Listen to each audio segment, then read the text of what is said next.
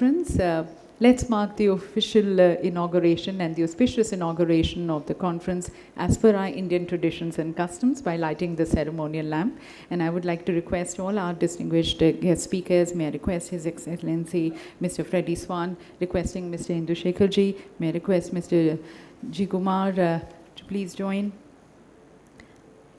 And we have Mr. Tulsi Tanti, the Chairman of IWTMA, and Mr. D.V.Giri, Secretary General IWTMA. So we light the ceremonial lamp marking the auspicious inauguration of the two-day conference. With the discussions and deliberations of all, we look forward towards realizing the potential of wind energy in the country, increasing its share in the mixed basket of energy which we see.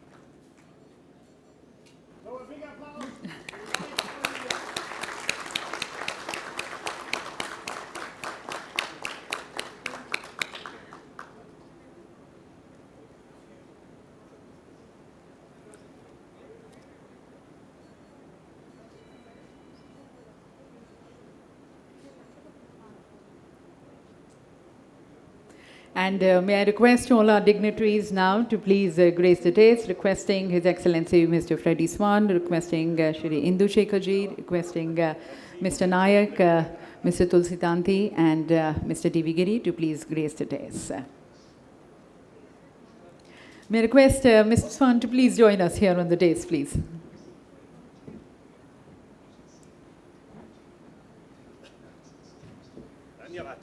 Thank you. Fantastic MC, really outstanding. Thank you. So with a lot of energy which has been infused by Excellency Mr. Freddy Svane, with the same energy enthusiasm, we welcome them here on the dais, and I would like to request Mr. Tulsi Tanti, the Chairman of IWTMA, to kindly present the shawl, felicitate them, and a special memento expressing our gratitude and appreciation to them. Thanking Excellency Mr. Freddy Svane, and he comes from the Honorable Ambassador of Denmark, the country of winds, and one of the leaders in the wind energy. They already have almost 47% coming from wind energy and wanting to scale it further. Thanking Shri Indu Shekhar Chaturvedi, respected Secretary, Ministry of New and Renewable Energy. We look forward to his perspective as a government's perspective on the vision and the mission which government has towards scaling up the wind energy potential and increasing its share in the energy basket. Thank you, sir. And now welcoming Mr. G. Kumar Naik, the Additional Chief Secretary, Government of Karnataka. Karnataka has been expanding its greener footprints with wind energy. There are various projects which are in commission, and we are going to be hearing more on that from him. So at the onset, I would like to request the Chairman of IWTMA, Indian Wind Turbine Manufacturers Association, which is one of the most credible voice of the wind industry. And for the past 20 years, it has been working towards India increasing its greener footprints. Mr. Tulsi Tanti himself is a clean energy expert, and he is the founder chairman of Suzlon Group. Suzlon Group, as you all know, they are the pioneers and one of the leaders in the wind energy. So we invite his welcome remarks and also his expert views on the theme which we have, the power of wind, India's driver to net zero. I request and invite Mr. Tulsi Tanti for his address.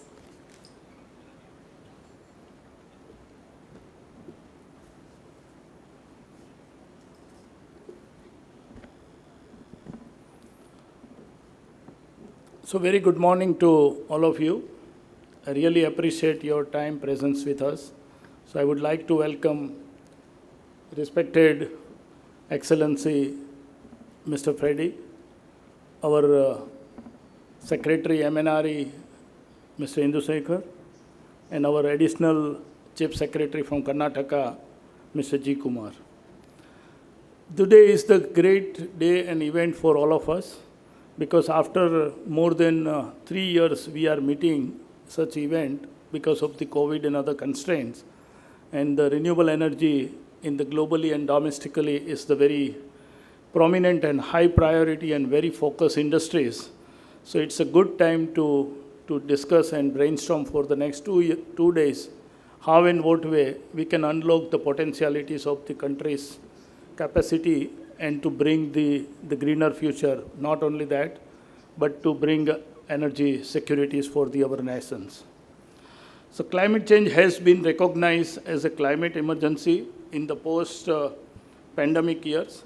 The renewable have been accepted the government across the globe and the most efficient weapon against the climate change. The renewable energy is going to be the primary catalyst for the industries to revive the post-pandemic economy. And the world is racing to ramp up the renewable energy installation. The energy transitions of the renewable is the most important key to save the planet and power the carbon-free world.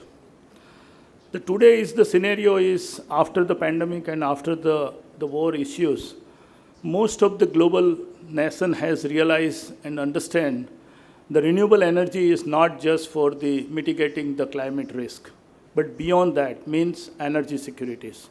And that's become a very high priority.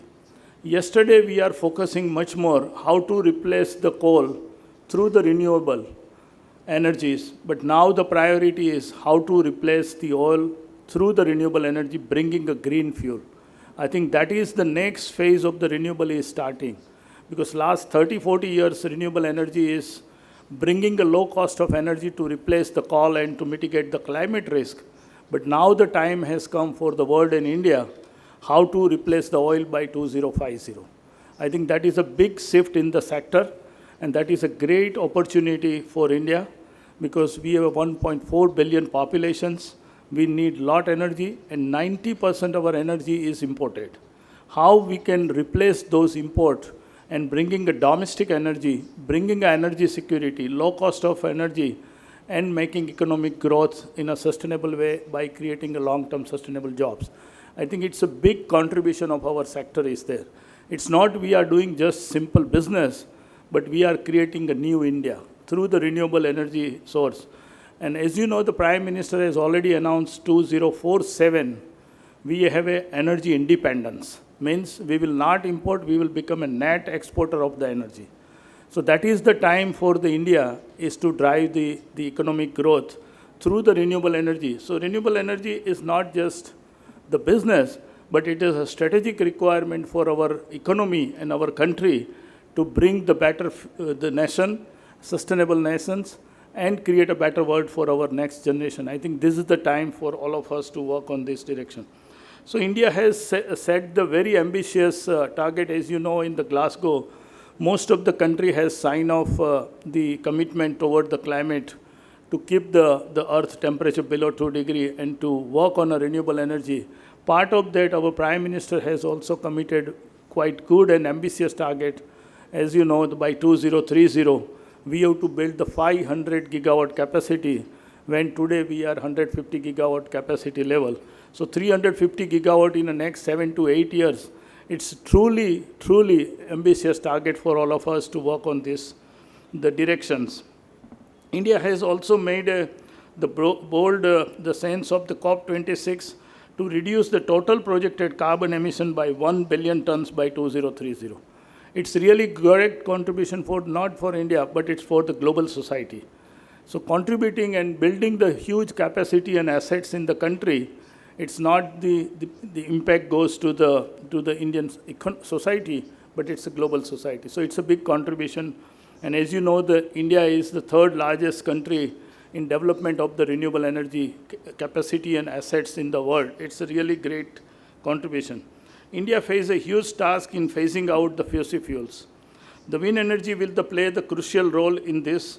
Mature technology with the PLF and localized content of 90%, it's a great moment is there. Wind also play a major role for generation of the power during the peak consumption hours. It is a really unique position is there. Sometimes we feel the solar is the great energy source, but we have to focus on wind and solar both because it's a huge complementary energy within the 24 hours, the energy productions. The day times, the peak in the times, the sun is there, but in the evening and early morning times, it's a wind is there and night time is there. So it's a very complementary energy source to leverage. But if we understand our consumer patterns, the peaks of the morning and evening, wind is the best resource, and that is a good contributor for the balancing the grid systems. In contribute the positive and the rural economy, creation of the real jobs and supports over 4,000 MSME industries has already established their manufacturing base in the sector, which is a contributing lot good supply chain establishment. Not only that, it's creating the long-term sustainable jobs in the rural economy. The wind energy is also one of the most environment-friendly source of energy because it's maximizes the land uses and contributes to the water conservations. Here it is another advantage is wind projects doesn't require much more land and also not require water.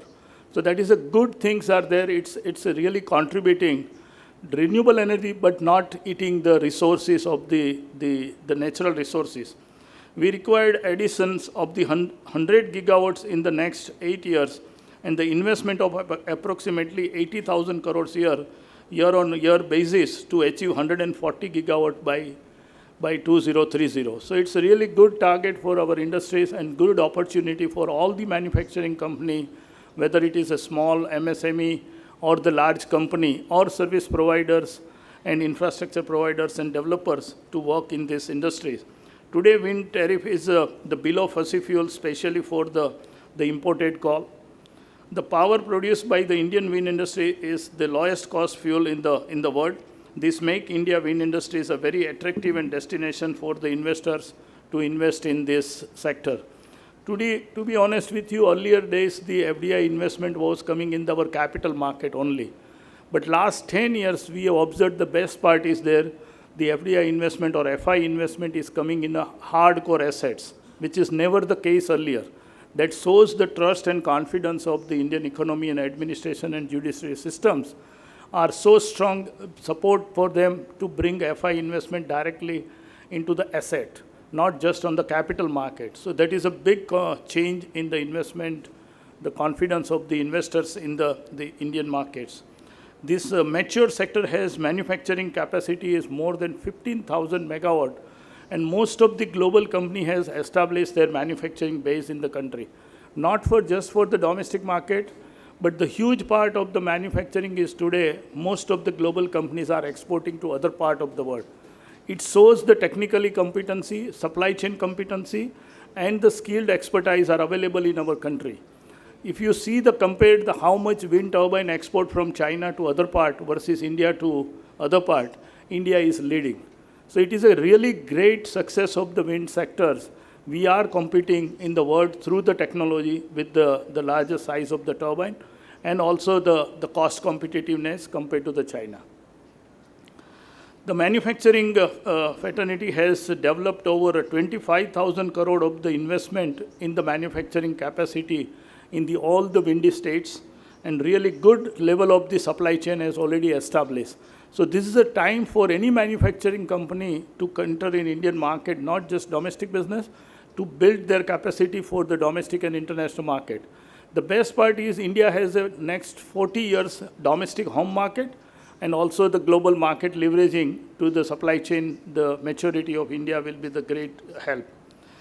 With easy availability of the skilled laborers, the world-class manufacturing quality, excellent engineering and R&D talents, we have a great opportunity for export and to make India as a global manufacturing hub. I think that is a great window is available, and I see the more and more this direction is moving. Today, most wind turbine in the country have over 80% domestic content and really high degree of the bigger technology, bigger machines technology is established in India.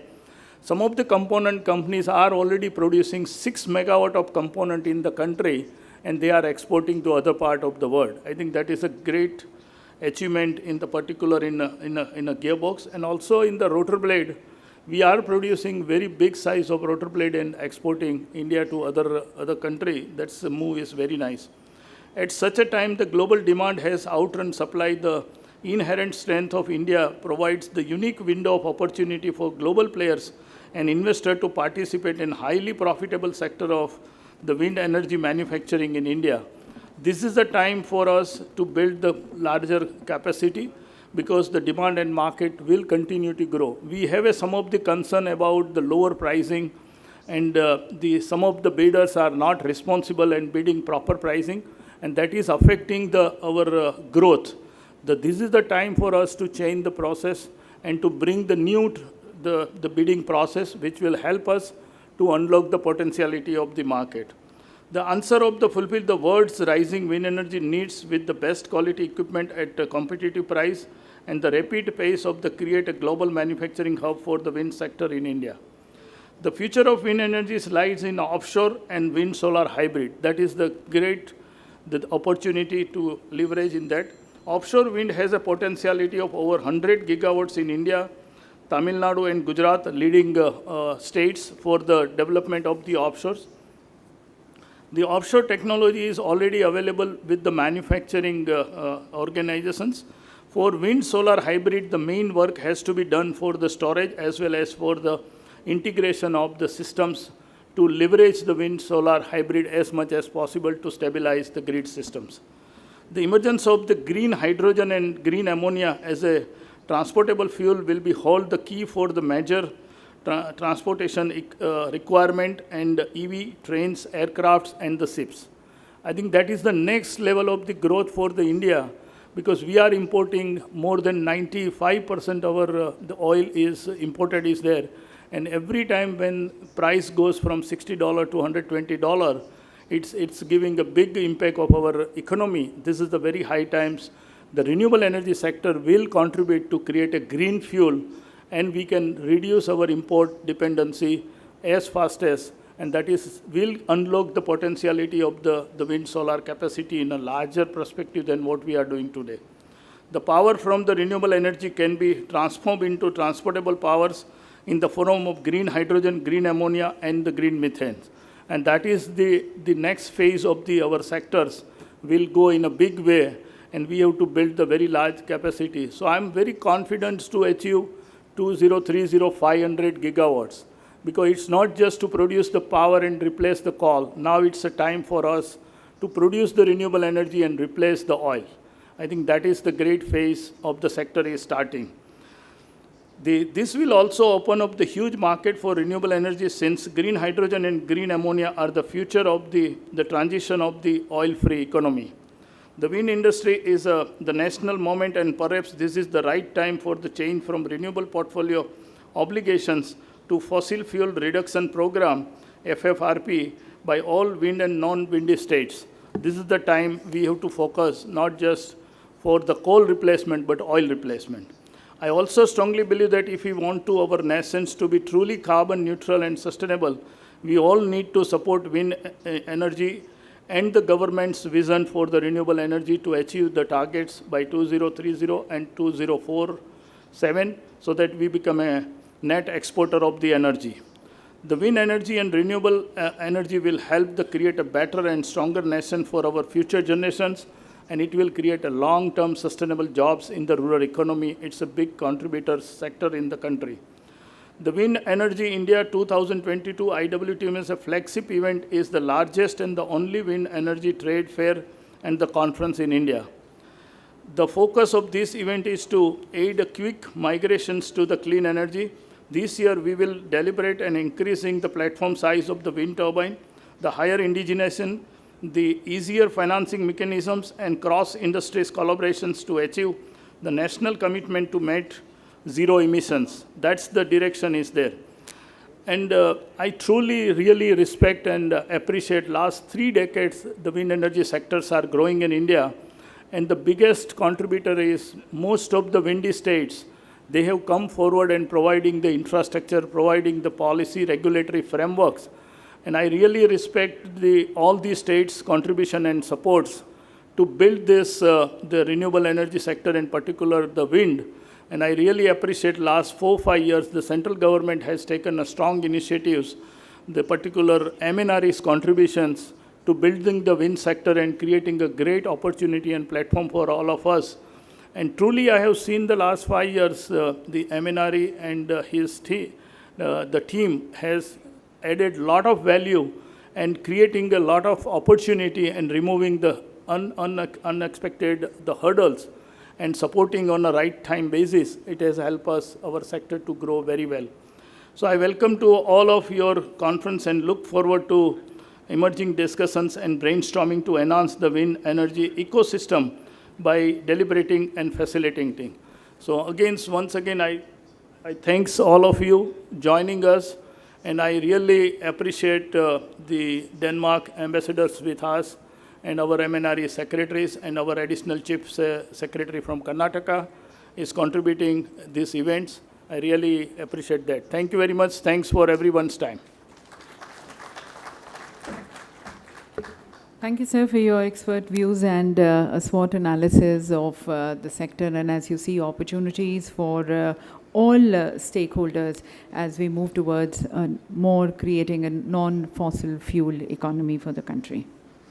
And now we invite Mr. G. Kumar Naik, the Additional Chief Secretary, Energy, Government of Karnataka, for his plenary address.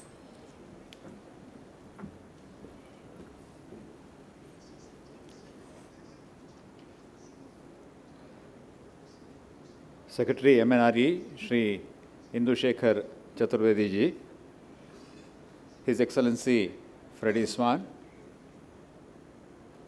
Shri D.V.Giri, Shri Tulsi Tanti ji, and all my dear friends from the wind energy sector, members of the media. I'm extremely delighted today to be with you all, to be a part of this two-day exhibition and conferences and churning of ideas. I want to share a couple of things with you before I start.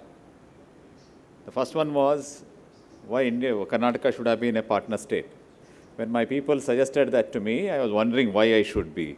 Then I realized that Karnataka has done reasonably well in the country. Why not partner and be a part of the entire proceedings? Yeah, that's right. Then he said, we decided. Then subsequently, the next step for me was to prepare some speech, a couple of pages. Then what was brought to me by my experts was a set of data and information, which is very much like a bureaucratic one. Then I realized that I am going to a place where there are people who have made this a reality. In Karnataka, if I can boast of certain things, it is only because of you. In fact, all of you have reposed so much of faith and confidence in Karnataka, and you have come to us and made use of our whatever facilities that we could provide, the state could extend, and made Karnataka one of the hub of green energy in the country. I am extremely delighted and thankful to be in the midst of all of you. If I bore you with a couple of instances of Karnataka doing something good, please replace the word Karnataka with yourself. You will enjoy that. The Government of India has drawn up a mission 500 gigawatts plan to ensure that India is able to extend its scope of renewable energy to 500 megawatts by year 2030, in line with the announcement made by Honorable Prime Minister Narendra Modi ji at COP26 Climate Conference in November 2021. Aligning with the Government of India's commitment, Government of Karnataka has come up with a new holistic Karnataka Renewable Energy Policy 22-27, which aims to achieve energy security primarily from renewable energy sources. An aside at this point of time, the energy security, it's not just the greening, even the energy security. energy security can be disturbed for a number of reasons. If we have an issue with a particular source of fuel as on today in the country, Karnataka, we have not had a single hour of power cut because of that. That's because of the unique energy mix the Karnataka has. Today, the dependence on thermal in Karnataka is just about 35%. The rest of the 35 to almost 40% comes from the green energy. 13% is from wind and rest of it is from solar.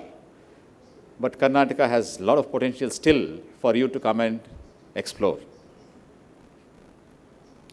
Honorable Prime Minister Narendra Modi ji has recognized the importance of wind energy and made a commitment on behalf of the nation to generate 140 gigawatts of wind energy by year 2030.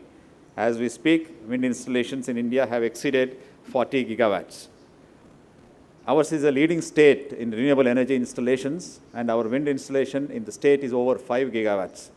Government of Karnataka, under the leadership of our Honorable Chief Minister, Shri S.R. Bommai ji, continues to promote renewable energy sources, including wind, in various forms such as wind hybrid projects, repowering, wind parks, and potentially offshore wind energy projects.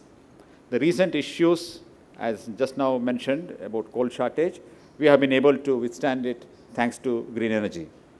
Karnataka is blessed with rich RE potential, about 156,000 megawatts, making it one of the country's top 5 renewable rich states.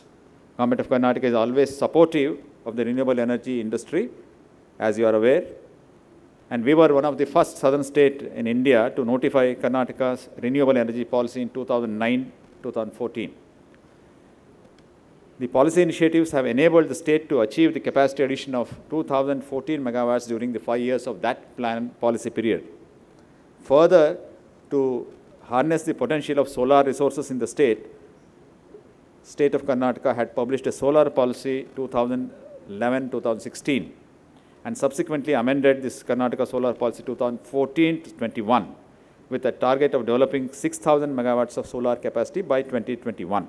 The state has surpassed the target with a solar installed capacity of 7,500 megawatts as on March 21. Now, Karnataka is among the leading states in renewable energy with an installed capacity of 15.9 gigawatts as on March 22. It has achieved the status through effective policy programs and the implementation of the same. Let me make a couple of claims that we are the forerunners in many of the successful RE programs which have got resonated in other states, as well as the number of programs that have been envisaged at the union government level too. For example, the land owning farmer program for solar launched in 2016 was to encourage land owning farmers to develop solar PV projects and sell the power to ESCOMs at feed-in tariff. This program was successful with the implementation of nearly 300 megawatts of capacity by farmers, and it helped them having additional income from the project. You may note that essence of this could be found in component A of the Kusum project. Secondly, to promote the solar PV in large scale, Karnataka has started developing Pavagada Solar Station, the solar park, with a capacity of 2,050 megawatts in 2016, which is almost the world's largest solar park in an area of almost 12,976 acres of land, covering 5 villages, with no impact on the natural local habitat. The project is uniquely structured in securing semi-arid to almost arid land from the locals on a long-term lease basis, assuring annuity income and improved standards of living. As we go forward, we should have land owners or farmers as partners. That's the only way to procure large chunks of land, be it for RE, be it for solar or wind. Thirdly, Karnataka is the first state to come up with taluk level solar program in 2018 to develop nearly 860 megawatts of solar capacity across the talukas and successfully promoted decentralized energy generation, resulting in low-cost power procurement, T&D loss reduction, and meeting RPO targets, among others. All our initiatives in renewable energy has helped the state to become RPO surplus. As on today, my RPO is about 20%. roughly 10% to wind and 10% solar and non-solar, whereas my RPO, whereas my RE is more than 40% of my installed capacity. And as I told you, my consumption is nearly 1/3 of my total energy consumption in the Karnataka state. The state has also supported the implementation of Renewable Energy Management Center at SLDC, which helps the state with better forecasting and scheduling of green energy, resulting in maximization of benefits from solar and wind energy installed in the state. As I am narrating all these things, you may be wondering if you are, have you overstretched yourself? Yes, we have. Initially, we have gone ahead when the price points were much higher. Today, it is much, much lesser, both in wind as well as solar. Thus, I have incurred what is known as first mover disadvantage. Somebody is now coming with a tariff of 2 rupees 50 paise, 3 rupees, whereas my tariff is ranging from 7 rupees to 8 rupees, 9 rupees, like that. Thanks to Government of India, today we have a wonderful, robust, transparent energy market. The only way I can redeem some cost is to aggressively go for marketing. I would like to share with you, as state of Karnataka, we have been one of the major players in the energy market today. Almost 70% of green TAM market is by Karnataka, and in energy market we have sold nearly 3,000 crores of energy this year, this fiscal alone. And if we are able to do something to mitigate the energy crisis that we find today, Karnataka is there in the forefront, thanks to RE, thanks to renewable energy. So this is a fantastic new dimension of energy security, which is revealed to us by a minor disturbance in the energy security that we are witnessing today.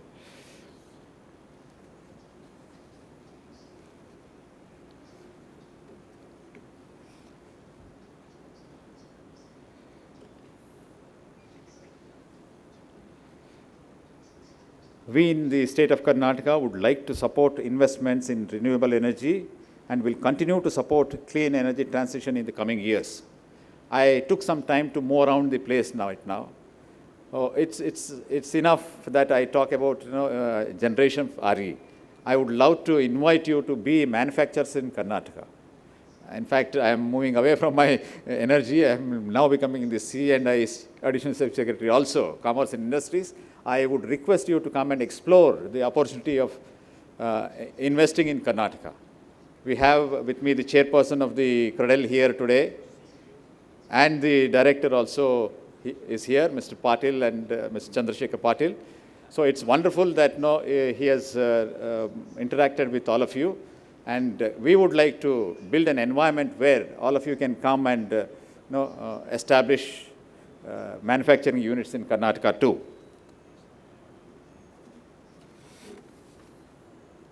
Affordable, renewable and sustainable energy for all is the Sustainable Development Goal 7. Investing in clean, affordable energy for all will improve the well-being of billions of people, and it can create green jobs that we urgently need for COVID-19 recovery. Clean energy, I feel, is the engine that will get us to our net zero future. And the global market for clean energy technologies is expected to reach $23 trillion by 2030, which is significant. And in many respects, the government of Karnataka is catching up with recent trends in clean energy transition like energy storage, green energy, etc. We are green hydrogen, and we are eager to play our part in this global effort to build a more resilient and equitable green economy. As I am discussing with my ESCOMs, I see the profile of the consumers as varied as the one who is eligible for a below poverty line food card, as well as the industries who require a high voltage power continuously for weeks, continuously without a break. So to manage this kind of the clientele, it is extremely important that I don't create any more disturbance on the environment, and at the same time have a reasonable and affordable tariff for everybody. So this is where the RE can contribute in a great way. In order to further harness the potential of RE in the state, Government of Karnataka has recently released the Energy Policy 22-27, which is aiming at additional 10 gigawatts of RE capacity in the next 5 years, and I look forward to working with many of you to make sure we achieve these ambitious goals. Today at 12:30, along with my team from Karnataka, we are holding a round table with selected CEOs and investors to discuss opportunities for them in the state of Karnataka. At the same time, if any one of you have not been invited or have not got the invitation for the round table, you are free to please contact the Managing Director of Cradle, Mr. Rudrapaya, who is here, and we'll be more than happy to extend a warm welcome to you too. With this, I thank the organizers, IWTMA and PDA Trade Fair, for organizing this wonderful event. Last but not the least, in fact, very important is the role of Government of India in providing an umbrella kind of environment for the successful implementation of whatever the states dream of. Mr. Shekhar Chaturvedi is here. I am eager to hear him too, that Karnataka would like to benefit from whatever Government of India is prepared to offer. I look forward to his words also. Thanks a lot. Thank you very much. Thank you, sir, for sharing with us the impressive footprints which the government of Karnataka has been able to cast in green energy, and the massive footprints which you intend to cast, the bottlenecks which you are moving with the help of Government of India, and facilitating more ease of doing business for everyone in Karnataka. And now we invite the address of Shri Indu Shekhar Chaturvedi ji, respected Secretary, Ministry of New and Renewable Energy, Government of India.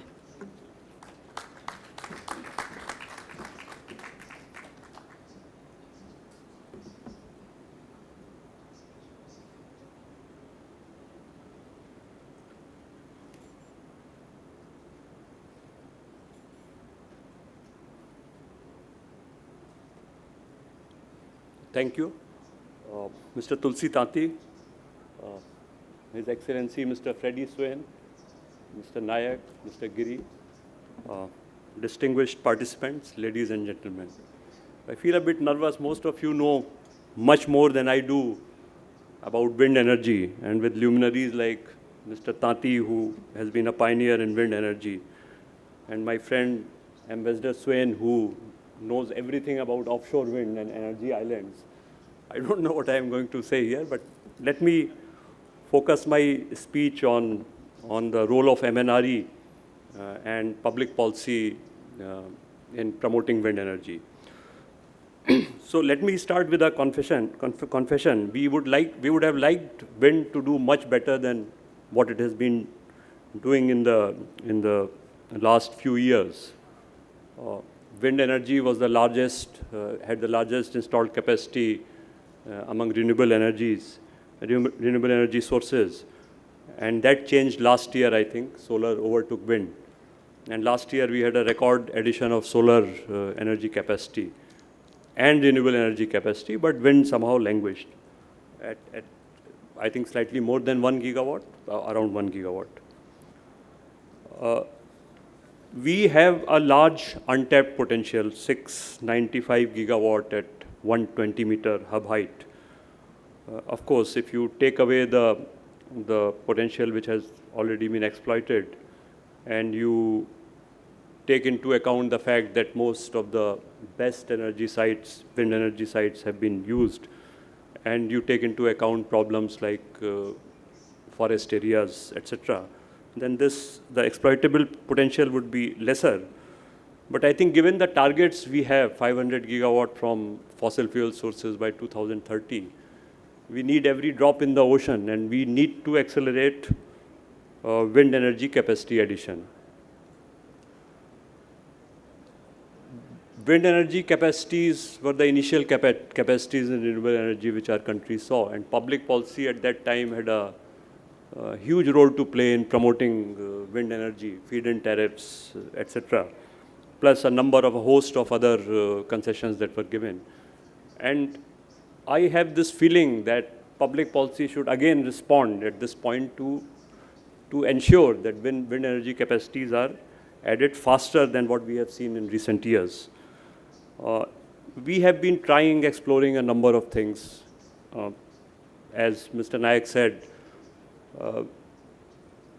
there is a target of 140 gigawatt. It's not actually a target. It's something which optimization report, optimal mix report came up with. 140 gigawatt is the capacity you would add in wind energy if you optimize costs across various type of RE sources.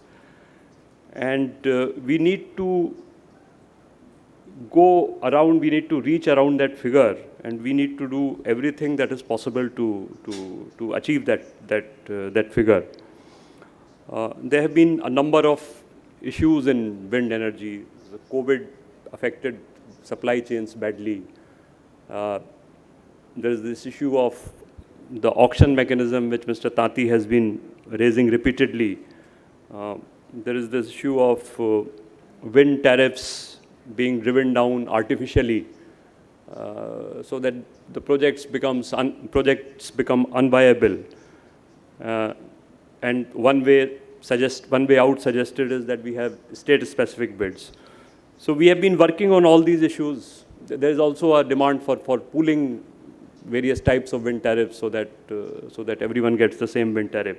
So we have been working on these issues, and I think we have made good progress. There is a report prepared by a committee under Mr. Jagdale, Joint Secretary, which is ready, and we'll soon examine it and see what we can do. We have been trying to help wind energy in other ways also. Most states, you would be aware, have been raising this demand of fungibility of renewable purchase obligations.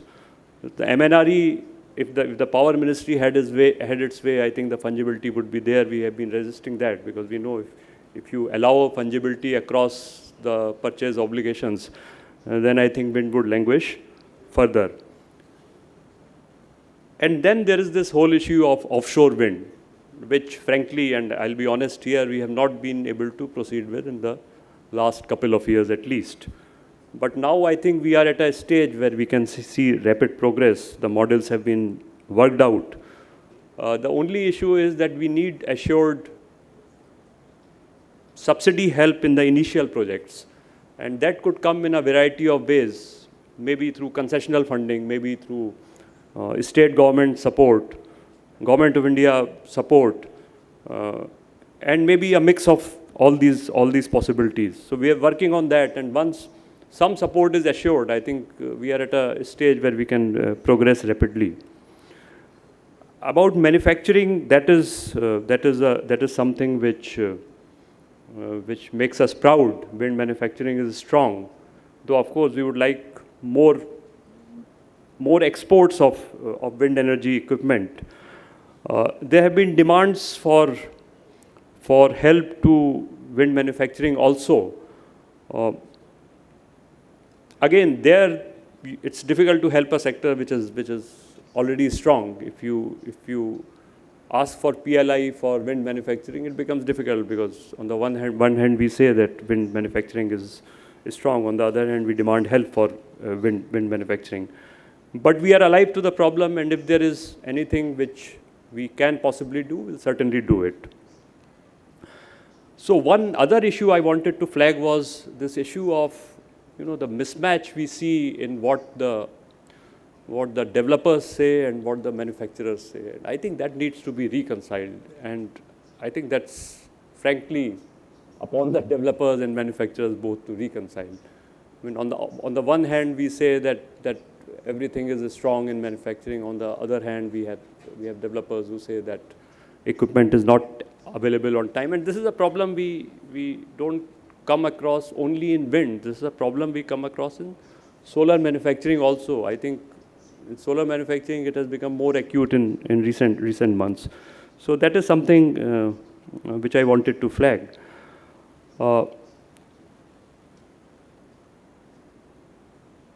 Other than that, I don't think I have much to say, except for the assurance that we will try to do more in the coming months than we have been able to in the last year, say. Thank you.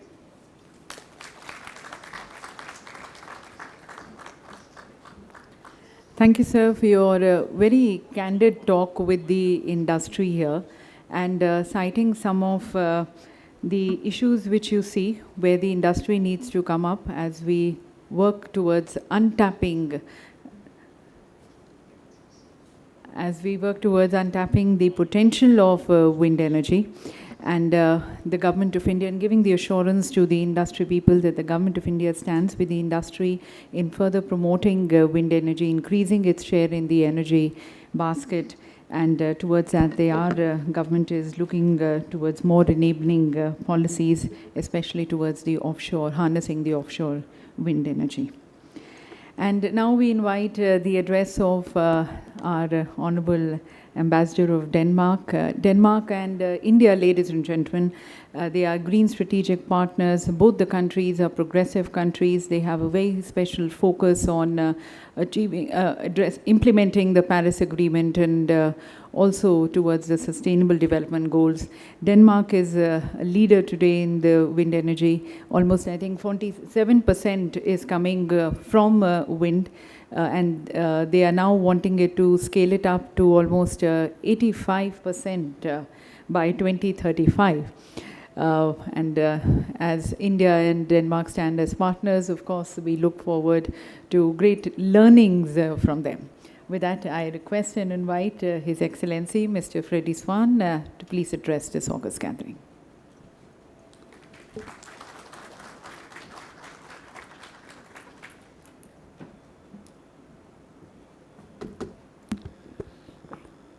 Good morning to all of you. Are you tired? Are you hungry? No? Okay, then I can give a short speech. First and foremost, I'd like to thank the organizer for having invited me. I'm extremely pleased to meet again an old friend and the man who moved wind in India, Tulsi Tanti. I'm also, big applause, huh? I'm also extremely happy to meet the Additional Secretary, Mr. Naik from Karnataka, which is like Denmark in India. So big hand.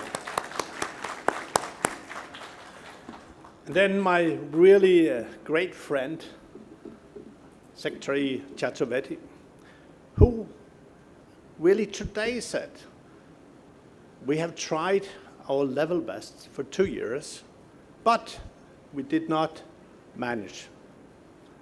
But now, in the coming months, and hopefully with September as the deadline, we'll see fantastic progress.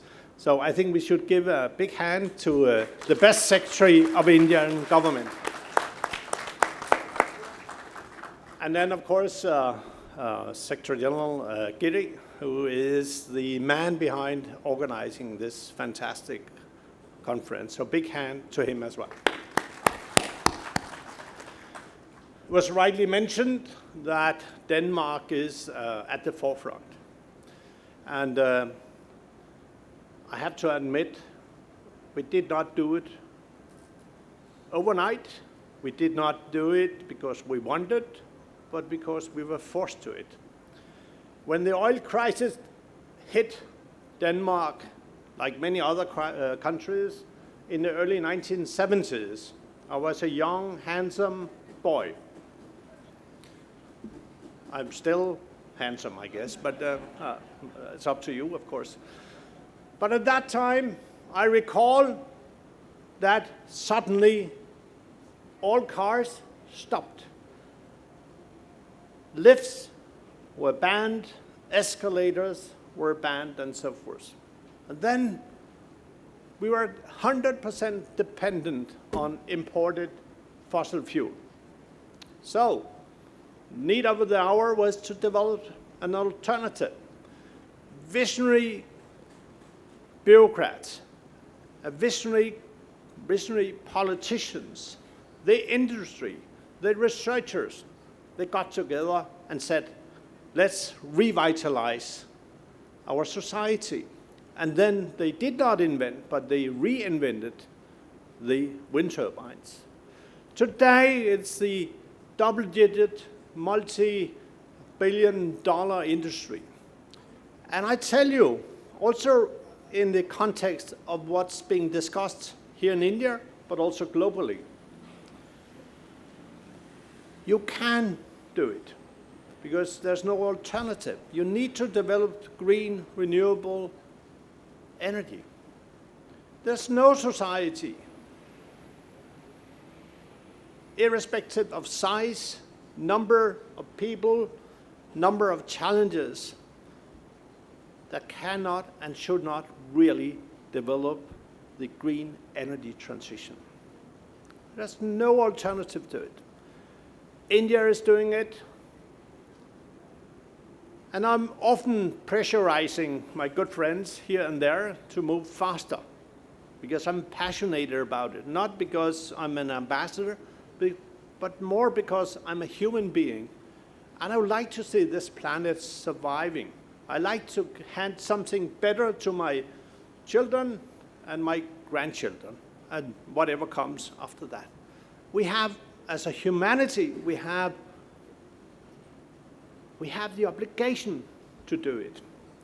In that context, I'm extremely happy, and it was also referred to, that Denmark and India, we developed the world's first green strategic partnership. It is based on 5 S's. These 5 S's were not invented by the smart Danes or the very, let's say, proactive Danes. No, these 5 S's were developed by your Honorable Prime Minister. Scale of India, skills of Denmark, and then I have to add, you also have fantastic skills. See the example of Suslan, but also Karnataka. So you also have fantastic skills here. Speed, because we have to work on the Sustainable Development Goals. The goal number 7, clean, cheap, affordable energy. So all of us, something that we have really to work on. Scope, what we are doing bilaterally has a scope that goes beyond what we are doing bilaterally. It should be a driving force in what we are doing to the benefit of all human beings. Then last time, your Honorable Prime Minister, when our Prime Minister was in town, added the word sustainability. So the 5 S's should not only be guiding us when we talk about energy, it's about a concept for a better, greener, more fair, but also sustainable society, a global society. And there we have really to work together. And therefore, I'm also extremely pleased that today was announced that your Honorable Prime Minister, together with Secretary Chaturvedi and good company, will travel to Denmark for a summit. That is fantastic, because now it's not only about words, nice statements, it's actions. It's about actions. How do we change everything? And we can. Of course, you can ask ministers, governments, to do whatever, and I'm the first one to do that. I also listened to Mr. Tanti, who said, get rid of reverse bidding and tender and all that, and of course I agree. Today, I think we have cut 3 or 4 red tapes, and red tapes must be cut to open up the green avenue, and the green avenue is the future for all of us. So when Honorable Prime Minister of India is coming to Denmark, I think we will add a new layer to our green strategic partnership. It's so important. Your Honorable Prime Minister, it has been said, and I met him first time during my first tenure out here back in 2011, came to Gujarat and saw how then Chief Minister of Gujarat was really, before almost, except of course for Mr. Tanti, was promoting the green agenda. He did that, Honorable Chief Minister, at that time. And now he's doing it again. And we want to see progress, not because we are also traders, but also because we need to develop a far better, speedier, more reliable, and greener response to all the challenges we are facing. It's not just about climate. It was said very nicely. It's also about developing a global community. You, the Indians, you consume perhaps 1/3 of the global average of electricity that we consume in our part of the world.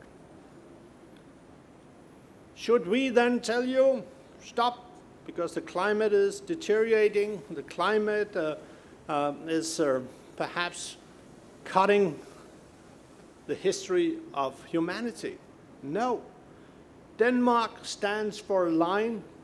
We are seeking dialogue. We are not teaching and preaching. That's not our style. We don't tell you to stop use of coal, because the societal consequences of that are big, and too big, I will say personally. Therefore, the only way is to grow the use of renewables. And wind is fantastic. I know in India, every morning when I take a walk in the Melody Garden, all the Indians, including me, I'm kind of getting into Indian culture as well, we are greeting the sun. But I also enjoy when the wind is sending its nice energy into my body, into my mindset. And I sincerely do hope that with the very, very important messages from Honorable Secretary, that soon we will see fantastic progress when it comes to wind. I could add offshore wind. Of course, that one day I hope to be the governor of the first energy island in India. I'm getting old every day, but hopefully it will come true one day. So I will sit there meditating, enjoying the sun, which comes in the morning and goes down in the evening. But the wind blows 24/7. So even in the darkest hours, you will feel the nice breeze. So hopefully India, with all your capacities proven, that you will also develop speedily the wind, because the wind is a win-win situation for all of us.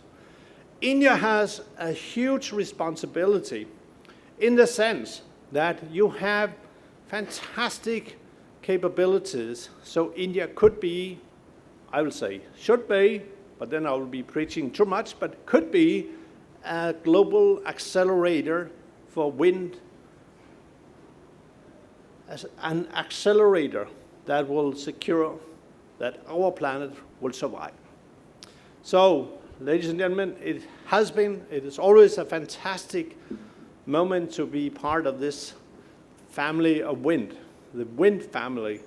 And I sincerely do hope that during today's and whatever comes the next days, that you will interact, and thereby from industry to regulators, to developers, to the financing part, that you will get together and say, it's time for action, green action.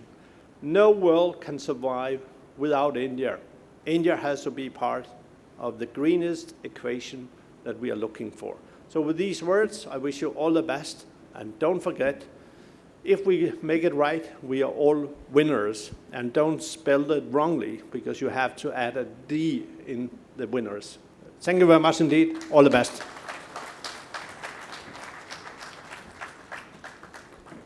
Thank you, Honorable Ambassador, for your very energetic address, and also, in fact, inspiring and motivating everyone towards a more responsive and a responsible role which everyone has to play, not only towards their businesses, but also towards their countries, towards future generations, and more towards building sustainable societies. And as you said, that wind is a win-win for people, for planet, and also for our profits. So thank you for that. And in fact, your address also reminded me of one of the saying of Honorable Prime Minister, when you said that when you saw the crisis in your country, you came up with the opportunity of harnessing wind and moving into renewables. Our Prime Minister was also said, "Aapda mein aap afsar dhoondiye." And that is where now we see the opportunity more for the wind sector and for the renewables. With that, ladies and gentlemen, as we are coming to the conclusion of this session, I would like to invite Mr. D.V.Giri, the Secretary General of IWTMA, to kindly propose a formal vote of thanks.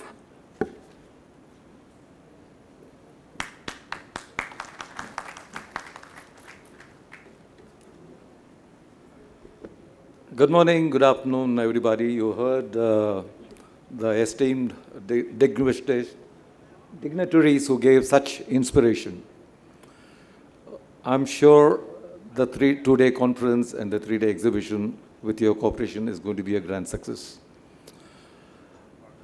The ambassador said that wind is win or win is wind. I would say, like the old song goes, and Ambassador, I'm sure, will agree with me, that the answer is actually blowing in the wind. Today, it gives me a great opportunity to not only go through the process of giving a vote of thanks, but to really see not an audience, but friends, green champions in each and every one of you. And I would like to take this opportunity to at least call up super champions who are here.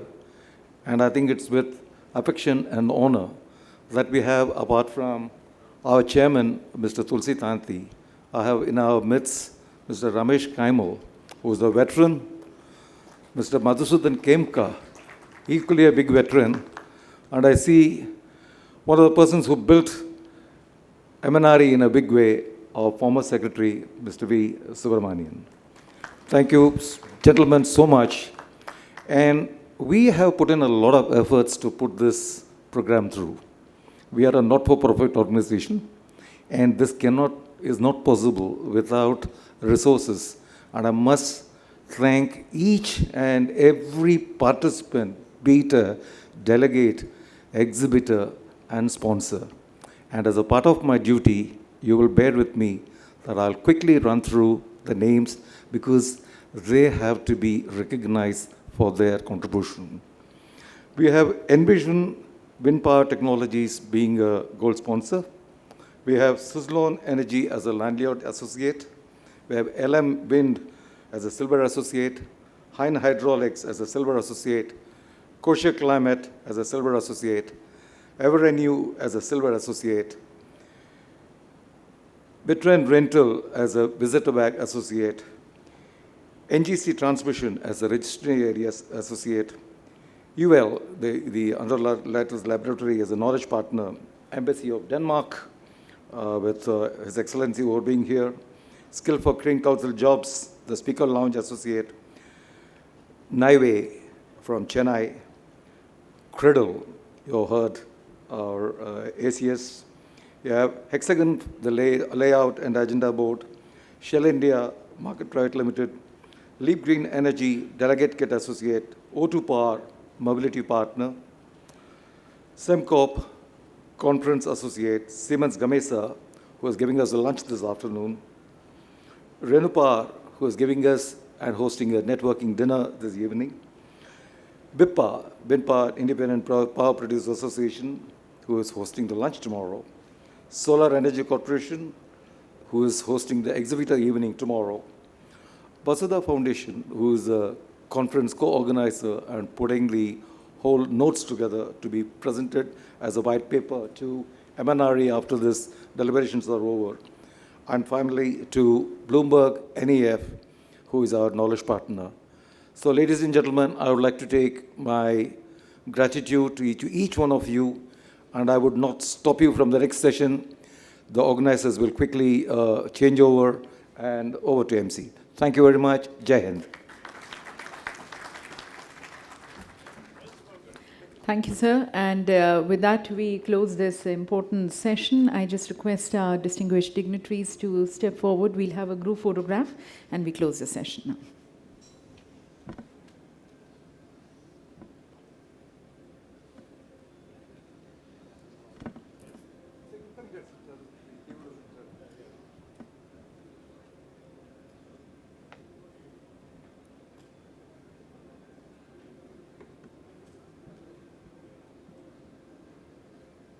So let's thank, ladies and gentlemen, once again, His Excellency Mr. Freddy Svane, thanking Mr.Indu Shekhar Chaturvedi ji, thanking Mr. Naik, Mr. Tulsi Tanti, and Mr. D.V.Giri. Request you all to remain at your seats, for we are going to be quickly moving into our next session. Just a quick change over here. and then to our next session.